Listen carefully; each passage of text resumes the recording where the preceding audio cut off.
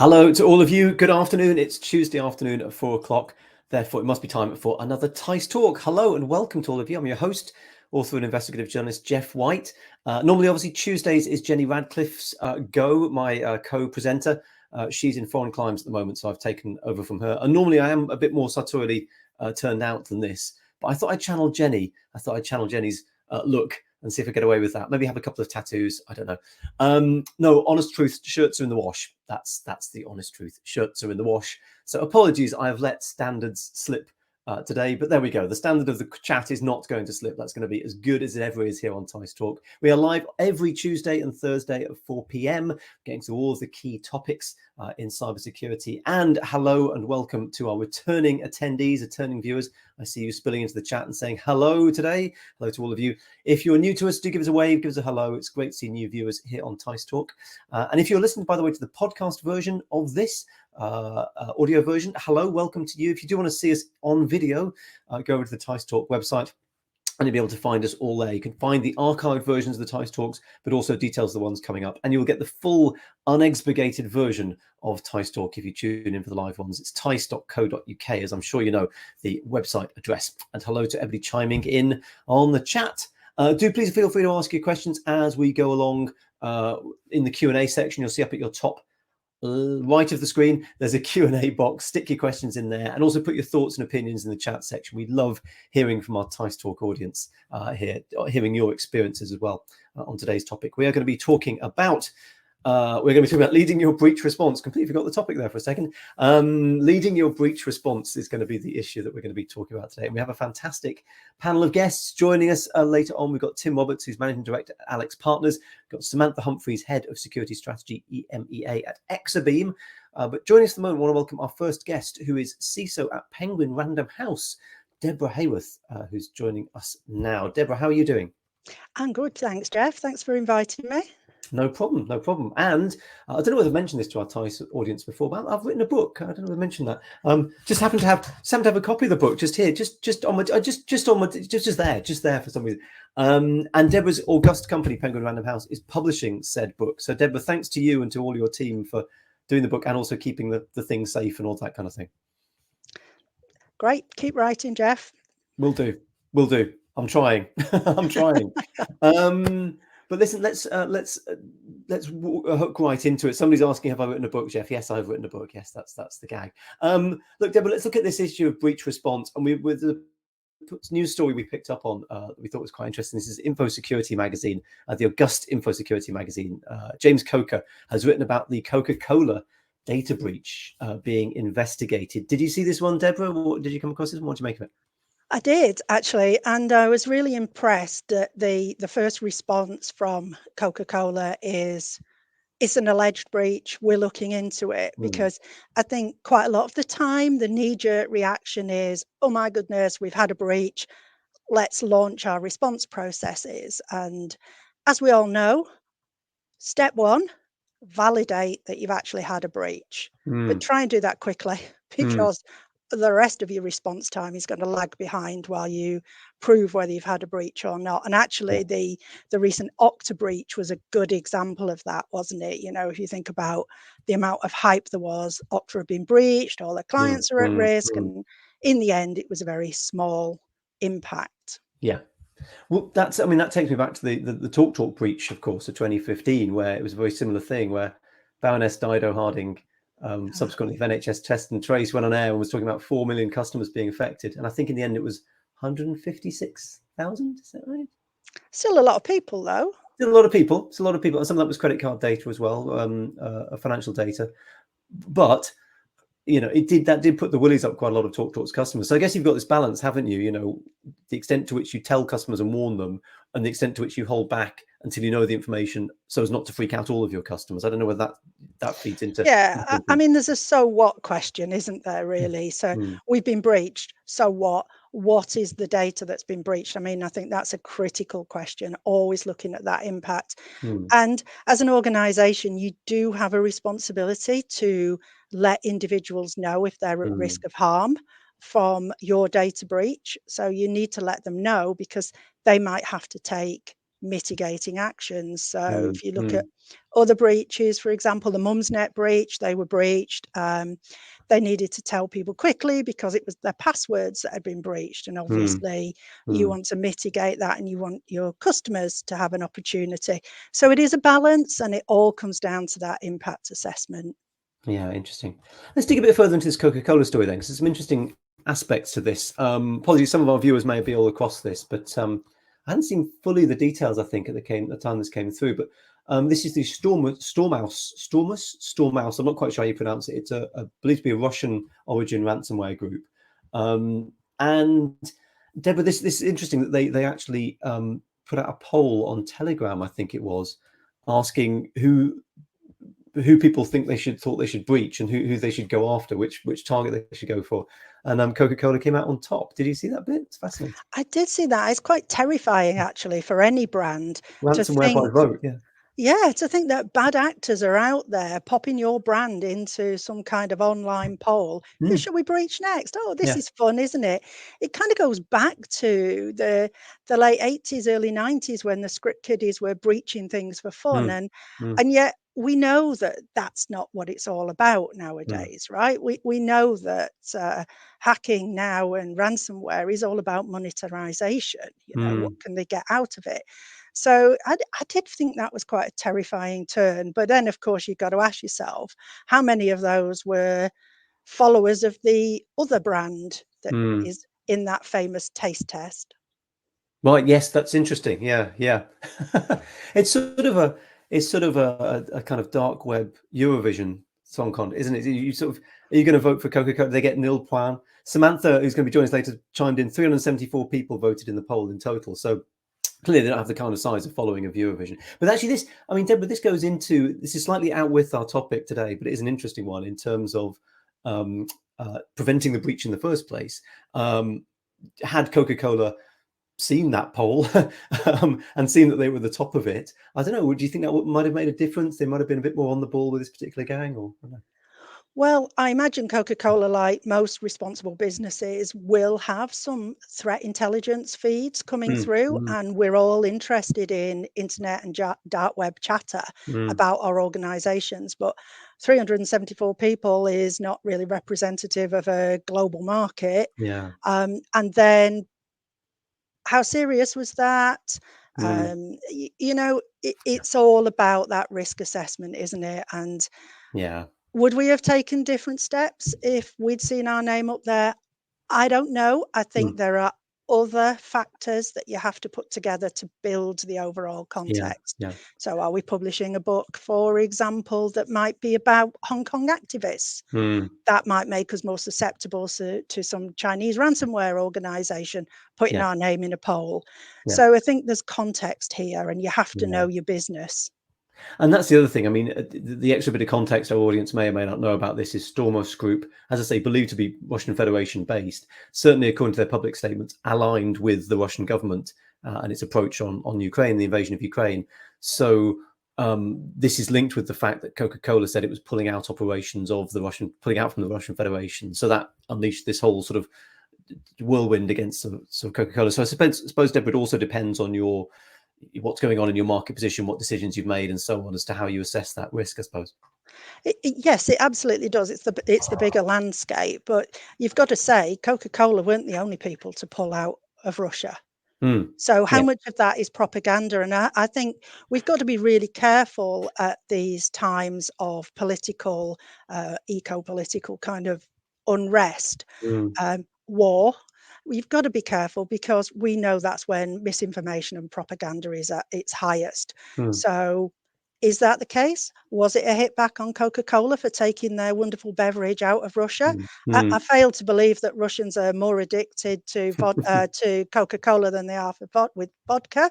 I don't think vodka and Coke is their number one mix of choice. I Mm, don't know. mm. Yeah, yeah. Um, maybe you should do an investigation into that.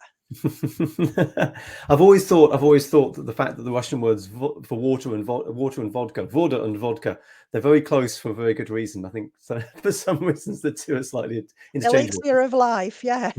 Indeed, indeed. Really, really interesting. And I just want to come back on the statement that Coca-Cola have put out. I have to say, reading that as a journalist, I just sort of felt it was a fairly bland boilerplate, you know, statement. But I mean, you seem to be saying that it was the right thing to put out at the right time. Am I missing something here? Well, I don't know, actually, is what I'm Mm, saying, because I right. don't know Coca-Cola's landscape. Hmm. And I don't know the value of that data to them and whether they've validated any loss. Hmm.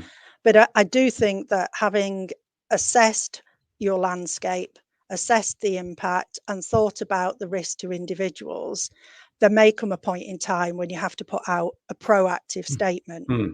Yeah. There'll be other times when you have to put out a reactive statement because the media gets hold of something that you feel you don't need to disclose. Yeah. Um, all in all, it's really important that you're working together as a response team, a crisis team, to consider what that messaging is. Hmm. Now, we all know, and Sam's going to be laughing in the background here, because we always start with, we take information security or the security of your information very seriously, Hmm. right? Hmm. Yeah. And of course we do. Um, you know that that statement is going to be followed by a huge but. So we take it seriously. But But something we has lost the back of happened. it. Yeah. Yeah.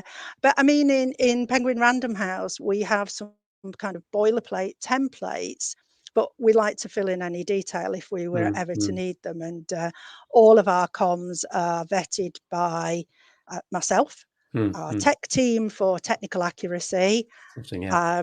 our comms team for plain English Hmm. or whatever the native language is, and our legal team. And that's where obviously we start going into the world of bland, because Hmm. Hmm. our legal team are making sure that we're not over egging our obligations and our liabilities here. And it's Yes. a balancing act. Yeah. Yeah. All of this, everything we do in InfoSec is a balancing act. Yeah, yeah. Well, that's the interesting thing for the legal guys. Sorry seems to be the hardest word sometimes for that, because sorry means you're sort of dangerously close to admitting liability.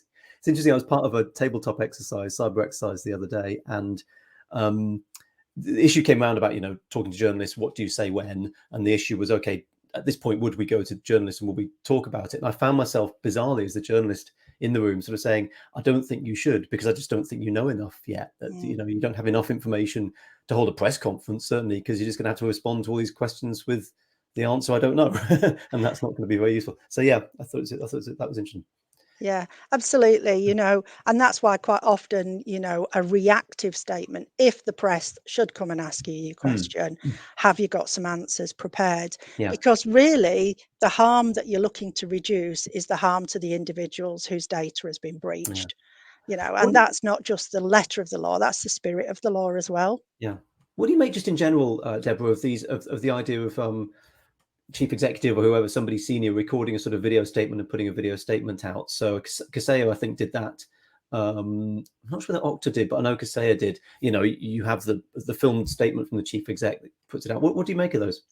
Well, I actually think it all depends on their voice, right? And so quite a few years ago, I used to teach crisis management. Leading breaches and all of that as a topic. And one of the things I used to say was you need to get the optics right on that. And then so we're going back a couple of decades now, but you may remember there was a rail accident on the West Coast Main Line. Mm. Virgin had just taken over running those trains, and there was an accident somewhere up near Cumbria, I think. And Richard Branson got in his helicopter. He was there. He was at the front of it. He didn't really say a lot, Mm. actually. He didn't tell us what had happened. He didn't know what had happened, but he came across as very concerned. Mm. Mm. And roughly at the same time, you had somebody from National Rail, because some chap had driven his car onto a level crossing and caused a major accident with a train. And that literally was a car crash, but the presentation from Network Rail was an absolute car Yeah, crash yeah. in public relations. So I think your comms team need to know whether you can let your CEO out of the bag or not. And if they can't, they've got to lock him or her up in Yeah. a room. Yes, yeah, yeah, interesting, interesting. Yeah, there's lots to be dealt with in terms of the incident. You stay in there. Yeah. Our Tice Hunter, by the way, who beavers away tirelessly behind the scenes helping us out, has got a few links there, which is to, I suspect, to the news story. Deborah was talking about the train crash and the train crash, and also potentially the Kaseya statement there. Really useful stuff. Feel free to check those out, but not while we're talking. Don't click the links and click away while we're talking. But listen, I want to bring in the rest of our panelists there. It's really interesting stuff for you, Deborah. Thank you for that. And I'll come back to you in a sec. Tim Roberts, who's Managing Director of Alex Partners. And we've got Samantha Humphreys, Head of Security Strategy, EMEA at Exabeam. Hello to both of you. Tim, can I come to you on the same question? I'm interested in this idea of chief executive recording video when breach happens, puts video out. What do you think of it? What do you make of it? Well, I agree with Deborah's point. This is a tightrope. I think sometimes chief executives get competing advice. I've been in a situation where I've been giving a chief executive different advice from his lawyers. The lawyers were say nothing until we know more, including say nothing to the regulators until you know more. Right. Whereas I was tell the regulator yesterday, this was a financial institution, tell the regulator yesterday, they will not put it in the public domain. And my general advice is say something that shows you are on the ball. You don't want there to be comments saying nothing has been said yet, nothing, no one has come forward to comment on this. You may not know the facts. It may be unclear whether this is a big or a small matter, but it's quite useful, I think, to frame it, put some bounds on it. If you don't hold customer data, or if the bit of your IT estate that's been breached doesn't contain customer data, that would be a good thing to say. Only if you can be confident, obviously. But if you can rule out there's no customer data involved in this, for example, that will be helpful. So putting a sort of frame around what the thing is, even if you can't box it in tightly, I think is helpful. Yeah, interesting. Sam, we'll come to you on this in a sec, but I wonder if our Tice Hunter could possibly do a poll for us, because I am interested in our audience's opinion on this. And I guess the question for Hunter would be, would you put your boss on telly in the wake of a breach? Yes or no? Let's be cheeky and ask that question and see. If you are the boss, by the way, feel free to answer for yourself and say, would you put yourself on television?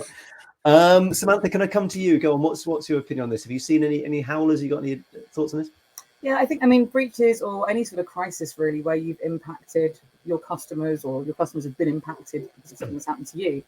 Like Deborah said, optics are everything. I worked for an organisation who managed to wipe out an awful lot of XP machines a few years ago, which required a sneaker net. And the first email that went out had a very smiley picture of the CEO smiling away whilst telling everyone about this disaster that had happened to them. And the feedback that we had some very angry customers purely because he was smiling in the picture. So it's it's painfully easy to get the optics wrong as well. I mean that on the one hand you want to present a friendly face, but not a smiling face. It's as I think Tim's used the phrase tightrope, and I think that's exactly right. Yeah. How also, Tim, I want to come back to you on this. I mean, how often would you get involved in that end of the conversation as to whether, because that would surely be a comms team decision to make. Do you think tech security people have a bit of a sway over that? Can actually influence that decision? I mean, I think they should, and I have been in those situations a few times, including a well-known grocery retailer about 10 years ago in the UK, where they were trying to figure out what to say and to whom and when and how quickly. I think ideally you want to get around a table and have your comms people, your lawyers, if you're a highly regulated industry, your compliance people, some tech people, because you've got to understand. I mean, it's a bit like an episode of The West Wing, when the president says, give me options. Yes. You do need some different voices in the room, and you might get competing voices, but you've got to understand, what do we know? How bad could it have been? Have we done all the things we should have done, or do we need to now quickly do those things that we should have already done, like informing regulators, etc. So I think you do want multiple voices around the table, and ultimately the CEO is going to have to decide where to go. And in the case, as is in the public domain, when Morrison's had their breach, and I can mention this one because I've spoken about it at a conference with the General Counsel, the CEO decided to convene all staff and have a town hall very rapidly. And he said the words, "We will not let anyone be out of pocket as a result of this data breach." I mean, staff were worried about identity theft. And he made a pretty bold statement on behalf of the company: we won't let you. And nobody was out of pocket. There was subsequently, as you probably all know, a class action, but they didn't let anyone be out of pocket as a result of that, in terms of their bank account being raided or their credit card details being stolen, etc. He decided that, as I understand it. I don't think that was Yes. advice from a particular constituency. But then you get into a definition of what's out of pocket, because clearly those who launched the class action, the employees felt their pockets were still empty, because that's why they launched a class action. Is that not the case? Yeah, I mean, I think I'm not an expert on that legal case, but I think it was more around the distress caused by it rather than people having been, monetarily at loss. True. Still a financial compensation thing at the heart of it. Yeah, exactly. They did exactly. We've had the results. By the way, we had the results of our poll. Thanks to our Tice Hunter for putting that up. Would you put your boss on television in the wake of a breach? We should say these days, YouTube or whatever it is. Yes, 70%. No, 30%. So our Tice audience have faith in their bosses, or potentially are the bosses. Is the other option there. We've got slightly ahead of ourselves. I think we've sort of jumped into the kind of, out in front of the media response, which obviously for me as a journalist is kind of where I suppose would naturally take it. But, we why, because a lot of time goes by, not necessarily hours of days of time, but there is time goes by after the breach happens to sort of do other things about this. And Samantha, I wanted to come to you on this in terms of the kind of technical solutions that can kick in after a breach, in terms of breach management and breach mitigation and so on, leading the breach response. How extensive is that? How much can you rely on that? How much comes back from the sort of technical side of breach detection and response that you can put in place? Yeah, I think, the industry has moved on a lot. If we go back to when, the olden times of literally target was the breach we all talked about, and that was it. Nobody wanted to be the target or indeed the target. And they had data available to them that could have told them what was going on, but it took them a really long time to be able to find it. There weren't really machine learning style solutions available to them at that point. Everything's manual. Finding out that something's happened in the first place, and then what the hell actually did happen, that can take a very long time. Now, there are still breaches we hear about today where that occurs. If we think back to Cathay, they had their breach that was announced not that long ago. The breach actually happened in 2014, and it took them 4 years to find out that it happened at all. And then I think it was about another 4 months to actually determine what had happened. So, these things do take a lot longer than they should. I think ideally, if you're in a bar fight, you want to know that you were in a bar fight, not find out the next morning that you're woken up battered and bruised, and you've got no recollection of what went on, and you've got to ask people. Yeah. It's interesting. It's a sort of almost philosophical question at the end of this. I mean, Deborah, I don't know what you make of this, but the question of, it's all very well talking about, breach response and leading that breach response. There's the issue of detecting whether you've had the breach in the first place. I mean, what Samantha's raised there is a slightly terrifying prospect that something from literally years ago, maybe even predating your time at Penguin, might come back to bite you. Is that something that keeps you awake at night? How do you deal with that? It doesn't keep me awake at night, Jeff, because I sleep like a baby. But I think it is really important that you have the tools at your disposal to enable you to detect a breach. Our adversaries are very complex. They're very sophisticated in some cases. And if they are able to exploit a vulnerability and sit latent in your infrastructure for a prolonged period of time, that is actually a breach. They might not have exfiltrated any data, but they have got unauthorized access. And from there, they will be able to observe what's happening in your organization, pick the prime time, pick the best, juiciest data, and target their attack. And that's what we all want to avoid, really. The whole cyber kill chain that has been talked about over and over again. So having tools in place to detect that are great, but actually I think we've alluded to some of this.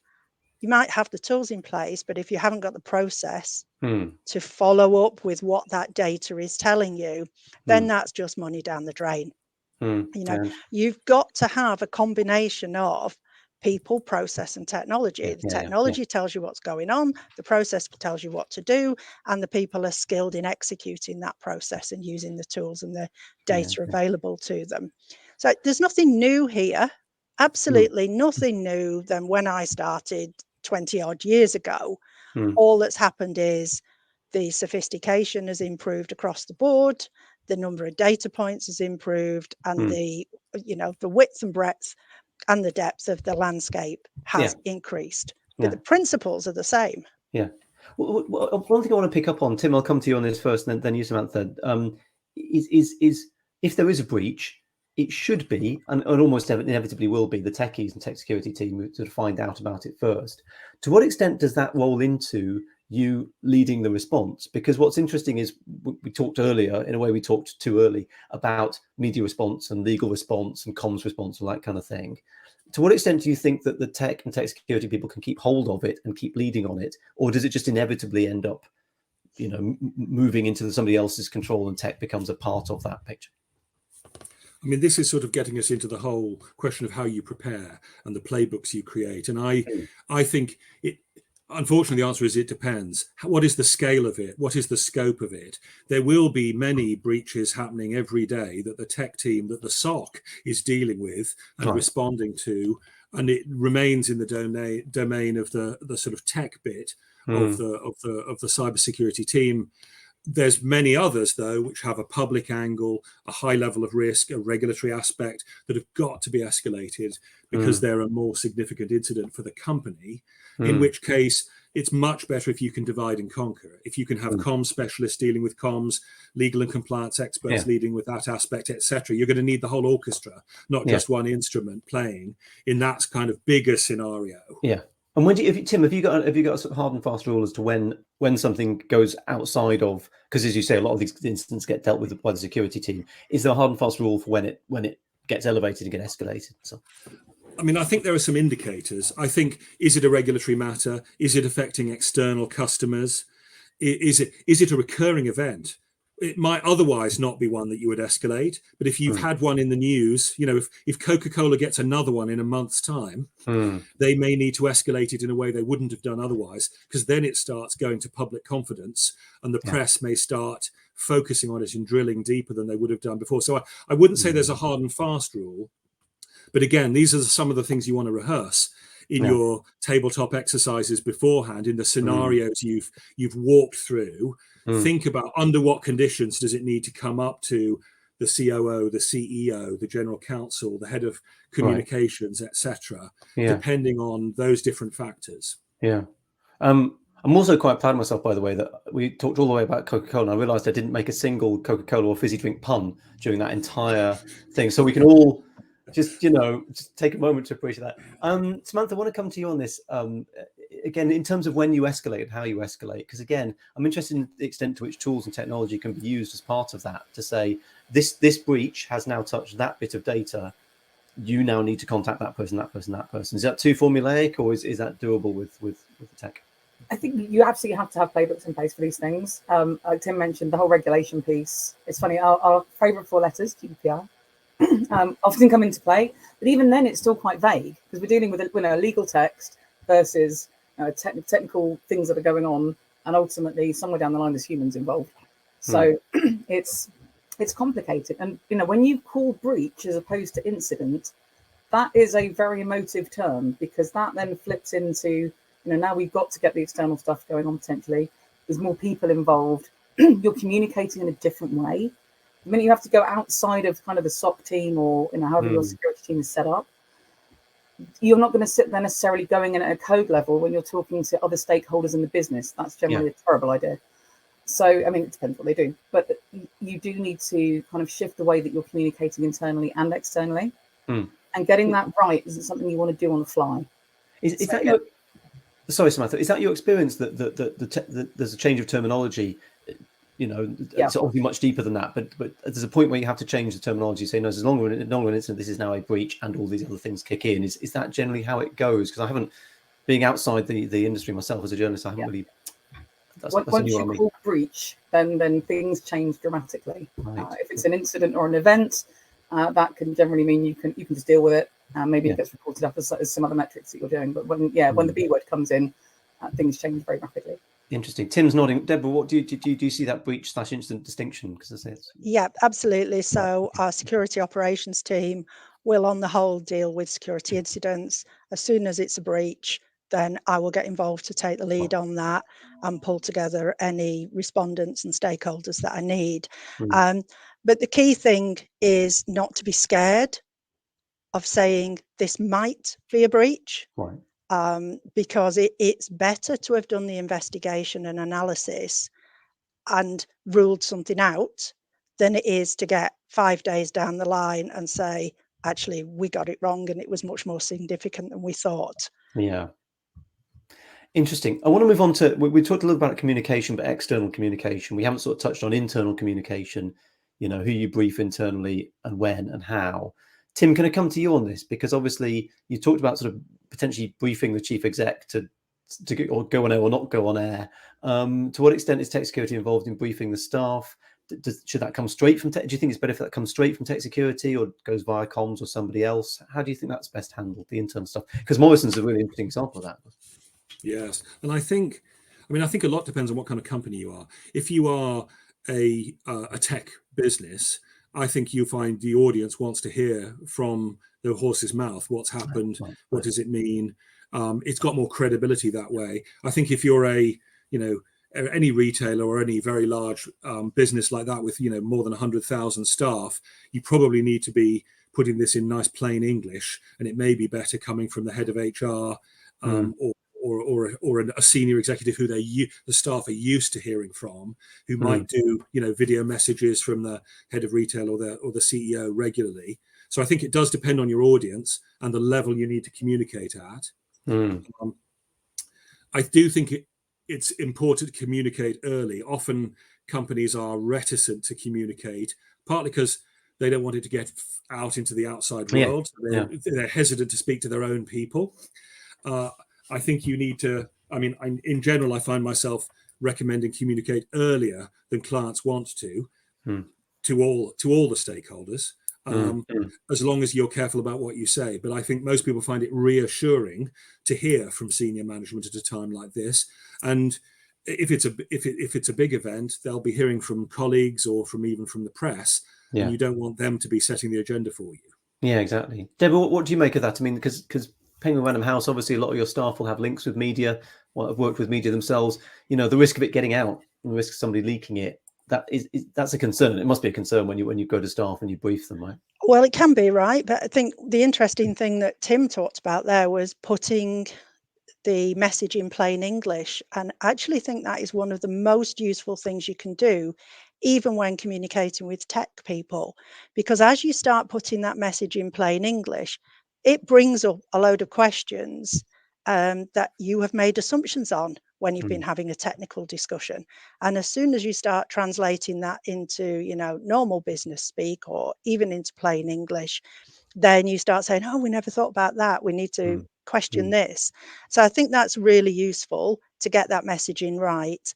And actually, it depends on the level of trust you have with your staff. So in Penguin Random House, we have a high degree of trust and a very positive relationship across our workforce. And so if we say to them, this is confidential, we'd absolutely expect them to understand what confidential means. We'd expect them to understand, this is something we're talking about internally at the moment.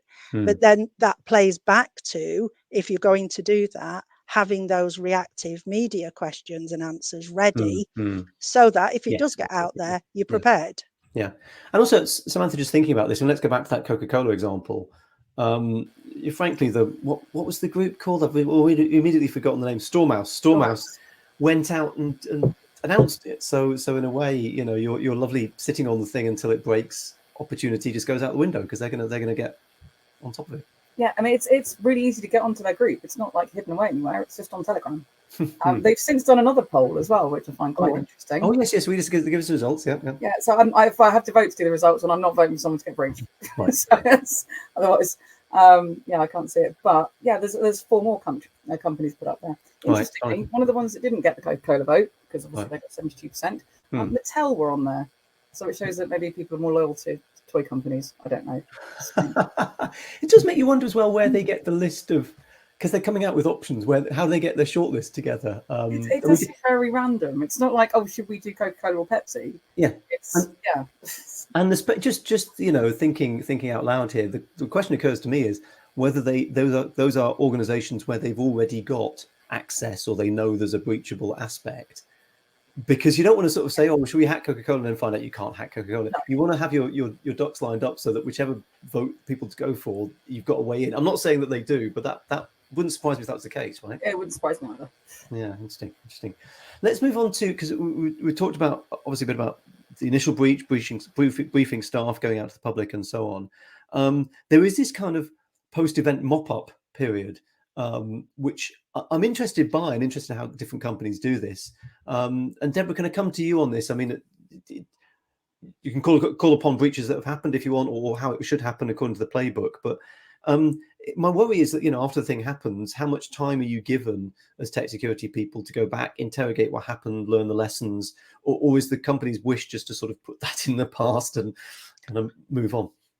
So in my experience, businesses want to learn from what's gone wrong. So we would always, according to our playbook, we would always have an independent lessons learned exercise conducted, even on a minor breach, the non-reportable. When you say independent, is that calling in somebody from outside or just different Somebody departments? from outside the organisation, Right, okay, specialist cyber response team, Right. not necessarily helping with the response because they would be the wrong people to lead the lessons learned, but to come in and look at two aspects. Number one, and this is critical, how did we deal with that incident or breach?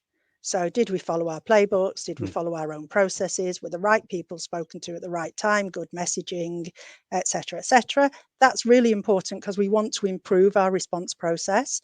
And then the other thing is, what was the root cause? How can we stop it happening again?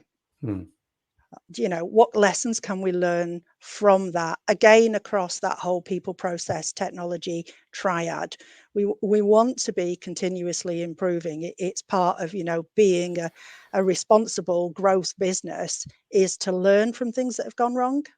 Yeah, interesting.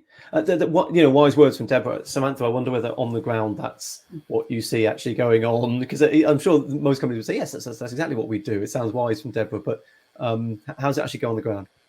I've seen a mix, in all honesty. I've seen people get rebitten very, very quickly because they've kind of not quite ignored the RCA process, but they've tried to use it as a kind of checkbox exercise of, yes, we've done this. What's the RCA process? Root cause analysis.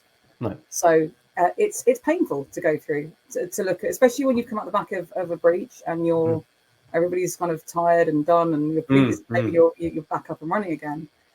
To go through that, live through the whole thing all over again, and really look for, what could have been done better, and how do you learn? Again, it's emotional. Yeah. Done right, it's so important because you'll absolutely become a victim again if you don't really understand what's happened and you don't make steps to improve that. I'm not going to say you're never going to get breached ever again. Yeah. But you've got to make it harder and harder for the adversaries. Yeah, interesting. Tim, what do you make of this? What's your experience then in terms of reflecting back on stuff and lessons learned as well? Well, I mean, one thought is the best organizations have what I call a debrief culture. They debrief what they've done, how it went, what they do differently, what they've learned in an environment without blame. Yes, if you let it turn into a blame game and it's his fault, it's her fault, it's awful, it's debilitating. Everyone is trying to find excuses. It stops you improving. The best organizations, whether it's the All Blacks or the Air Force, have a no blame debrief after every mission or after every match. And about 100 years ago, I was in the British Army, and they had a policy there where after every conflict, even if it was a small one, they would go back to the School of Infantry and figure out what needs to change. In other words, something's going to change, something's going to improve after every contact with the enemy, if you like, is a learning experience. And I think we would be wise to use that mentality in cybersecurity because we're fighting a constantly evolving enemy. Yeah, it is tricky though, Tim, isn't it? But I mean, because I've had this where at work I've made mistakes and I caused the problem because I made the mistake. It's quite difficult to sort of own up to that because there is the concern about consequence. Are you going to be sacked? Yeah. It's probably not the thing, but are you going to be taken off that job? Are you not going to be given that responsibility again? You see what I mean? It's wise words from you, but on the ground for the employees and for the staff on the front line, it's squeaky bum time now, right? It's very absolutely. And actually, I'm going to link this to the title of the session. It's about leadership. Hmm. In the Israeli military, for example, they have a very strong debrief culture, and it starts with the most senior person. Right. So the most senior person starts with, what would I do differently next time? What did I do wrong? What have I learned from this? Who's next? Hmm. And that shows people that we're all human, we all fallible, we all make mistakes, and it creates psychological security for people. And I think that's just as important as the kind of rigor which we apply when we kind of go through the details. You've got to create an environment where people are willing to say, I did something wrong. Also in breach prevention, of course, you need people to come forward and say, I did something wrong. Please help me fix it.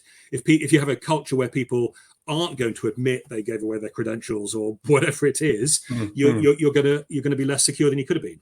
Yeah. Deborah, can I come to you on this? I'm quite interested in this debrief aspect and the extent to which, as sort of tech side of it, you can say, well, I don't think the comms got it right. Actually, I think you went too early on that message or whatever. Because I'm sure there's quite a lot of, there can be quite a lot of heat coming back to the tech side saying we didn't spot this and didn't spot that. To what extent can and should tech push back and say, well, actually, these parts of the business didn't do it quite right? Yeah, and that's the benefit of having the independent lessons learned, right? Because you can all share discreetly without being in a room pointing fingers at each other. You can share with a trusted partner what your views are, and that then can all be gathered together into a non-biased report. And in terms of that debrief and passing messages on, in my experience, the best messages of how to learn come from those people who've been at the front line of the breach. So if we were to ever have a data breach, hypothetically, then definitely hypothetically, we would be putting forward people who'd been involved in getting to the bottom of what's happened and fixing it, for two reasons. Number one, they can really pass on the lessons, but also it's building trust, because they can say, yep, we put our hands up, we said there was this breach, we said this had gone wrong, and all we got from leadership was unstinting support.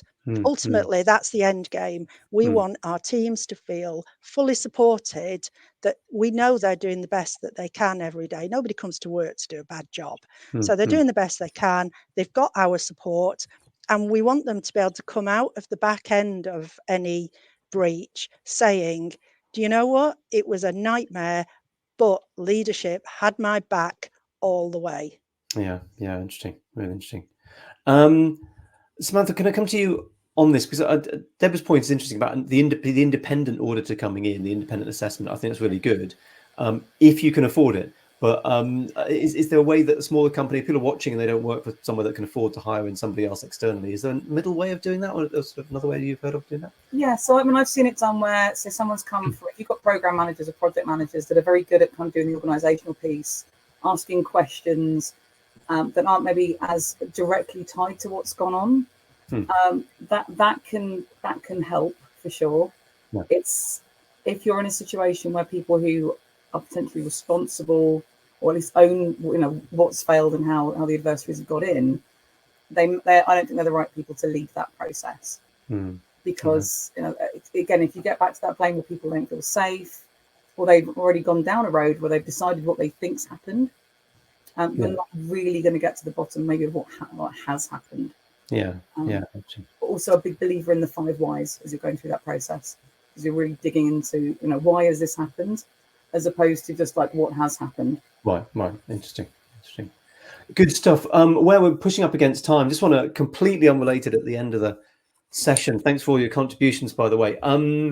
Just a quick bit of fun. I wondered if we could do a quick poll, and I'll ask our panelists this question as well, as a bit of fun to end our Tuesday session with. My question is, it's a would you rather this, would you rather that? The 2 questions, the 2 options are, would you rather share a long car journey with Elon Musk or a long car journey with Bill Gates? That is going to go into the poll. You can cast your votes and see what you reckon, put your votes in. But I'm going to ask our panelists just off the top of their heads what they reckon. No judgment, no right or wrong answers. Deborah, Elon Musk, Bill Gates? Neither. I don't like long car journeys. I'm going to let the train take the strain. Okay. Then who would you share a train carriage with, Elon Musk or Bill Gates? You don't get out of it that easy. Oh, thank you, Jeff. Oh God, who's going to be the easiest to keep quiet? Bill Gates. Probably Bill Gates. Yeah, all right. Tim, what do you reckon? Bill Gates, Elon Musk, who would you go for? Definitely Bill Gates, because I want to talk to him about his philanthropy. When he pivoted to giving all his money away, or giving a lot of his money away. That's true. And give it time. Elon Musk, might be donating a bunch of money to Twitter at this point. See how that goes. Samantha, what do you reckon? Bill Gates, Elon Musk, what do you reckon? If you'd asked me this 5 years ago, I'd have said Elon Musk. Mm-hmm. And I also have another question, like, who's driving the car? Is it a Tesla that's self-driving? That's very true. Whose car are you in? That bothers me. No. I think Elon's gone a bit sideways recently, hasn't he? He's yeah. Right. So I think a long journey. I'd probably want to get out and walk after a bit. But Bill Gates, I'm a Windows kid. I love Bill Gates. 3 for Bill Gates. Well, our tight audience agrees with you. 67% said they would rather do Bill Gates than Elon Musk. So it's a 2/3, 1/3 split. I would go Elon Musk. I have to say, odious as the guy is, I do find him fascinating, and he clearly thinks on a different level. I guess it would just depend on the length of the car journey and whether we had access to a car stereo. Anyway, look, I want to thank all of our TICE guests for chiming in today. That was really, really good discussion. Security, leading your breach response. So I'm reading out next session's title. We've got Deborah Hayworth, who's Chief Information Security Officer at Penguin Random House, Tim Roberts, Managing Director, Alex Partners, and of course, Samantha Humphreys, Head of Security Strategy, EMEA at Exabeam. We are back on Thursday at 4 with security as a business enabler, which is an interesting one. I don't think I've done a panel on that, and that's a really interesting one of how you actually give the positives out there. And by the way, we are live in September for a TICE live event. So if you want to come and harangue Jenny and I in person, please do that. The details are on the TICE website. That's going to be 8th of September. Get your tickets now. It'd be fantastic to see everybody in person. We're going to do a live teissTalk session. It's going to be the Uber Avengers Assemble session. So do get in on that now. For the moment, though, Deborah, Tim, Samantha, to all of our audience, thank you for watching. See you on Thursday at 4 and again on Tuesday at 4. Have a great rest of the week meantime. Cheerio all. Bye. Thank you. Thank you.